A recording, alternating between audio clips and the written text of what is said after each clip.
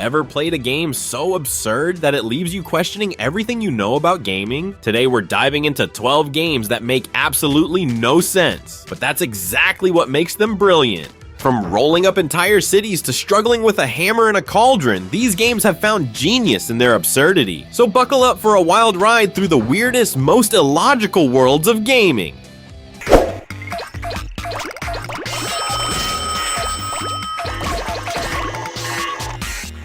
Starting off at number 12, we have the mind-bendingly bizarre Katamari Damacy Reroll. Now imagine this, you're rolling a ball called a Katamari that sticks to everything in its path, chairs, cars, people, until you've collected enough to absorb entire continents. It's like you're a cosmic janitor, but instead of cleaning up, you're making the biggest mess imaginable. And somehow that's exactly what makes it so fun. As you start rolling, you might snag a paperclip or two. Before you know it, you're adding street signs and pedestrians to your collection. The sheer absurdity of it all is part of its charm. One moment you're rolling over sushi plates in a cozy kitchen, the next you're collecting entire skyscrapers. It's like an episode of Hoarders, but with an intergalactic twist. Completely ridiculous, but you won't be able to stop rolling. I mean, who doesn't want to be a tiny prince tasked by his giant dad to rebuild the stars? You end up questioning your life choices, yet you can't help but keep playing.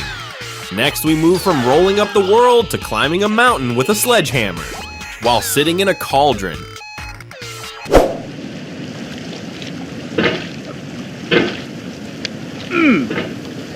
At number 11, we have a game that has crushed more spirits than Dark Souls, Getting Over It with Bennett Foddy. You play as a man stuck in a cauldron who climbs using nothing but a hammer. Yep, you heard that right. The guy is just chilling in his little metal tub, swinging around a sledgehammer like it's the most normal thing in the world. You think you've got the hang of it, but then bam, you lose your grip and plummet back down to the bottom. It's like life itself is mocking you through your screen. The physics are broken, the controls are infuriating, and falling down the mountain is guaranteed to make you question all your life choices. But somehow, you'll keep coming back for more. I mean, why wouldn't you want to repeatedly fail at climbing a virtual mountain while a soothing voiceover reminds you of how badly you're doing? It's basically therapeutic. If therapy involved copious amounts of frustration and self-loathing, imagine this, you're teetering on the edge of victory, hammer poised to make that final swing. Then one wrong move sends you spiraling down past everything you've painstakingly climbed. Rage quitting? Oh, that's just part of the process. But trust me, when you finally reach the top, it's like winning an Olympic gold medal. If the Olympics were held in a world where gravity is your mortal enemy. Now let's honk our way into some Goose-powered chaos.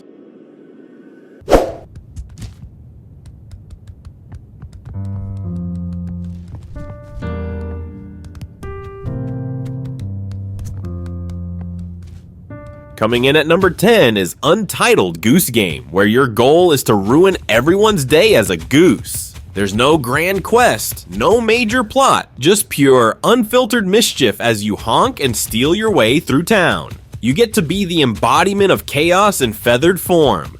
It's the kind of game that makes you feel oddly powerful despite literally playing as a goose. Who knew honking could be so satisfying? Picture this, you're waddling through a quaint little village, spotting your next victim, a gardener minding his own business. You sneak up, grab his trowel with your beak, and dash off while he chases you in utter confusion. The thrill of pulling off these pranks never gets old. Then there's the picnic basket scenario. I find a serene spot by the lake and decide it needs some goose-inspired redecorating. One by one, I swipe sandwiches, thermoses, and even a radio, setting up my own little party while the townsfolk scramble to figure out what's happening.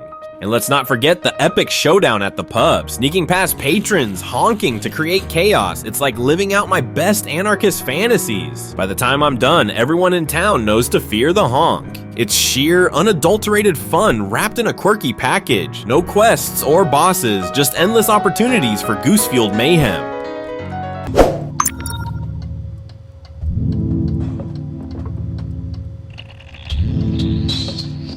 At number 9, we have Donut County, a game where you control a literal hole in the ground. You start by swallowing up small objects, and before you know it, entire houses and towns are falling into the abyss. You're just a tiny hole at first, gobbling up rocks and coffee cups. As you grow, you start to take on bigger targets, like fences, cars, and eventually whole buildings. It's like reverse Katamari, except this time you're the void. It makes zero sense, but it's oddly hypnotic. I find myself zoning out as I guide this ever-expanding chasm around town. It's kind of like watching a lava lamp, soothing in a way that's hard to explain. There's something bizarrely satisfying about consuming everything in sight. One moment I'm swallowing up a hot dog stand, the next I've taken down an entire skyscraper. And let's not forget the humor sprinkled throughout the game. The dialogue between characters adds an extra layer of charm. For instance, when one character blames their missing house on a raccoon with a tablet, I can't help but chuckle. My favorite part? Watching how people react as their world literally falls apart beneath them. There's something hilarious about seeing characters flail around before they get swallowed up by my hole. From consuming the world to barely controlling your wobbly human, let's move on.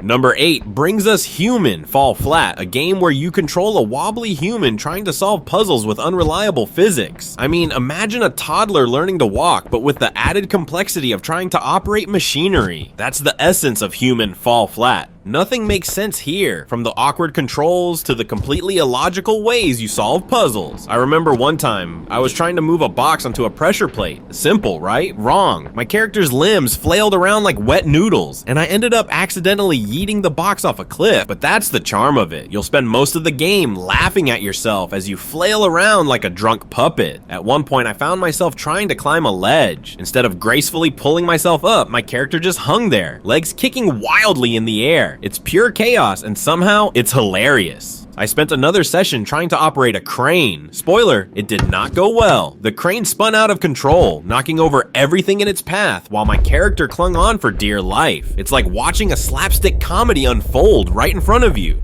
Speaking of chaos, how about being an octopus trying to live a normal human life?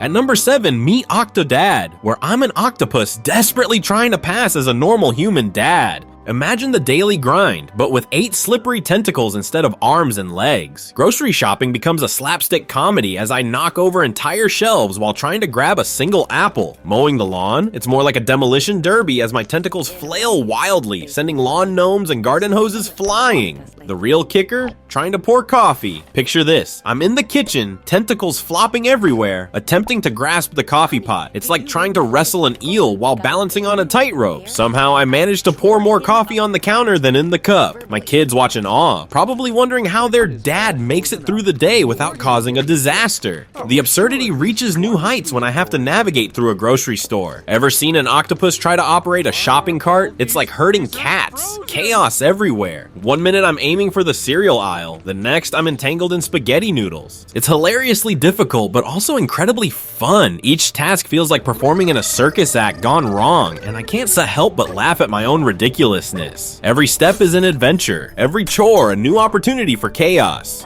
Next up, we trade tentacles for surgical tools in a game that will make you question every doctor you've ever met.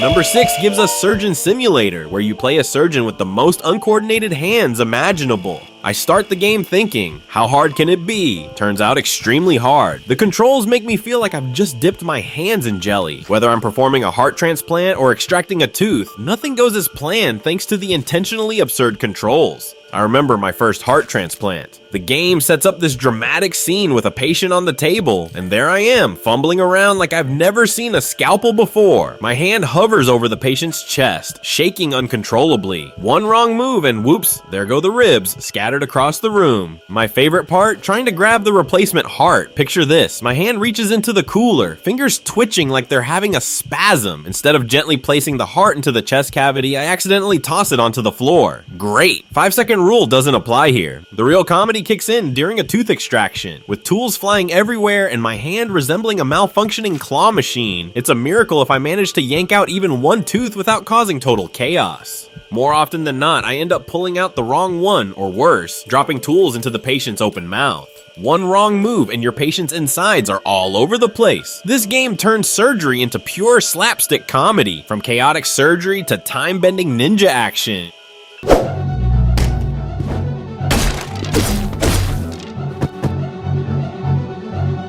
At number 5 is Katana ZERO, where the plot is as nonsensical as its time-bending action. Picture this: I'm a samurai assassin slicing my way through neon-soaked levels, manipulating time like I'm some sort of sword-wielding Doctor Strange. The enemies, they don't stand a chance. With each swing of my katana, I'm rewinding and fast-forwarding through the chaos, dodging bullets in slow motion and executing combos that would make even the most seasoned ninja jealous. The story? Let's just say it makes zero sense, but the action is so satisfying, you won't even care. It's chaos with a katana, and it's amazing. I find myself facing off against waves of enemies, each encounter more intense than the last. One moment, I'm slashing through a corridor full of goons. The next, I'm rewinding time to avoid a hail of bullets and striking from behind. It's like playing an action movie on fast forward and rewind at the same time. And then there are the dialogue choices, hilariously cryptic and often completely irrelevant to what's happening. I once chose an option that made my character respond with a philosophical musing about the nature of time, right in the middle of a heated battle. The enemies didn't know what hit them, but neither did I. The absurdity of it all just adds to the charm. Every level is a puzzle wrapped in a blood-soaked enigma, and I can't get enough.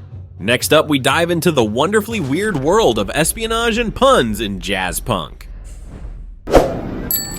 Acme Delivery Service. Special delivery for Polyblank.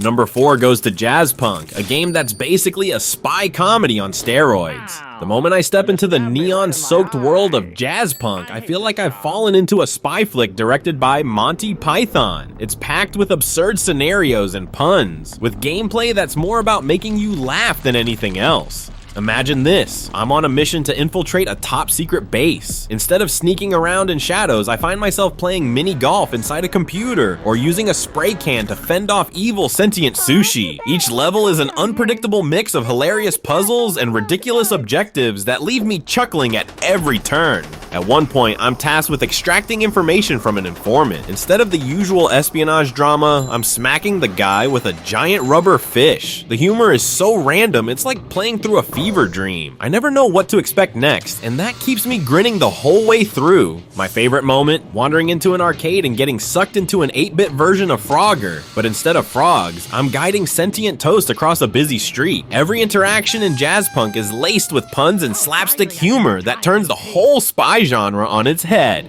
Now let's take a trip to a world where toilets and fruit come to life in Wattam.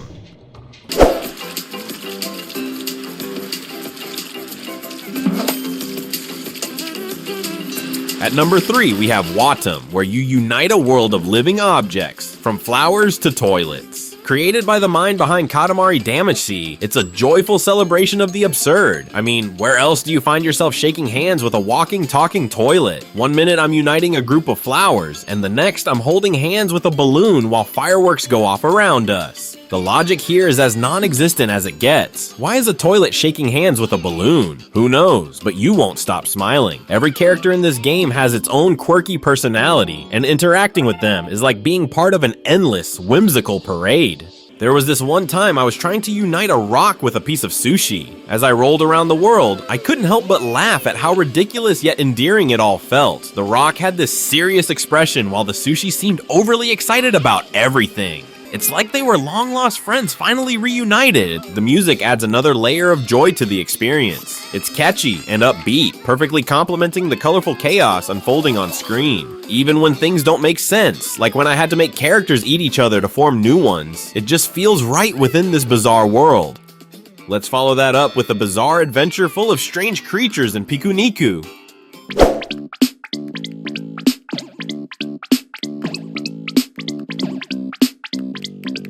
Coming in at number 2, Pikuniku is a game where weird characters and nonsensical puzzles are the name of the game. You play as a red blob solving puzzles in a world that makes no sense whatsoever. Picture this, I'm bouncing around, trying to help a talking toast find its way home. Yes, toast, and that's just the beginning. One moment I'm pushing giant eyeballs into sockets to open doors. The next, I'm kicking a robot in the shins because it's blocking my path. It's like someone took all the logic from traditional puzzle games and threw it out the window, replacing it with pure whimsy. The absurdity is dialed up to 11, but somehow it's all just incredibly charming. There was this one time I had to participate in a dance-off against a sentient tree stump. It wasn't about winning, it was about laughing at how ridiculous the whole situation was. My red blob character flailed around like it had no bones, and yet somehow managed to pull off some epic dance move. Every interaction feels like it came straight from a dream, like when I had to convince a giant worm to let me ride on its back by offering it a flower. It's this blend of nonsense and charm that keeps me grinning from ear to ear. And finally, let's wrap it all up with a game that literally has you mounting your friends.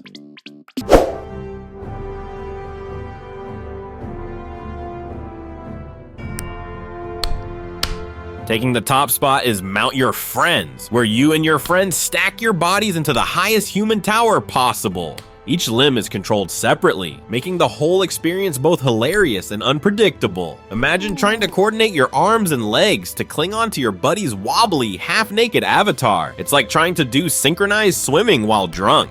One time, I managed to get a good grip with my left hand, only to have my right leg flail wildly in the air. My friends were shouting instructions. Grab his foot! No, not that foot, the other one. As if their frantic advice would somehow make my limbs cooperate. Spoiler, it didn't. It's absurd, it's competitive, and it's guaranteed to make you laugh out loud with every awkward move. The sheer unpredictability of where each body part will land turns every match into a side-splitting spectacle. One minute you're gracefully climbing, and the next you're dangling upside down by a single toe. And then there's the inevitable moment when someone falls off. Watching a friend's character tumble dramatically to the ground, arms and legs splayed out like a starfish. It's pure comedic gold. Everyone bursts into laughter as the fallen player tries to salvage their dignity and rejoin the climb. With each round, the tower grows taller and more precarious, turning every new attempt into a test of both skill and patience. And trust me, there's nothing quite like the feeling of triumph when you finally manage to mount that last wobbly body at the very top of the heap. From rolling up cities to controlling a wobbly octopus, these 12 games prove that nonsense can sometimes be pure genius. Remember the chaotic fun of devouring everything in sight with a black hole in Donut County, or the sheer hilarity of trying to pass as a normal dad in Octodad. Each game on this list has its own unique flavor of absurdity that keeps us laughing and coming back for more. They may not make sense, but maybe that's exactly why they work. Sometimes we just need to embrace the chaos. It's in these moments of unpredictability and hilarity that we find the true joy in gaming. Whether it's stacking wobbly avatars in Mount Your Friends or navigating a world of living objects in Wattam, these games remind us that it's okay to let loose and enjoy the ride. If you've enjoyed this list, hit that like button and let me know in the comments which absurd games you think are pure genius. And don't forget to subscribe for more weird and wonderful gaming lists. Thanks for watching, and remember, when in doubt, just embrace the nonsense.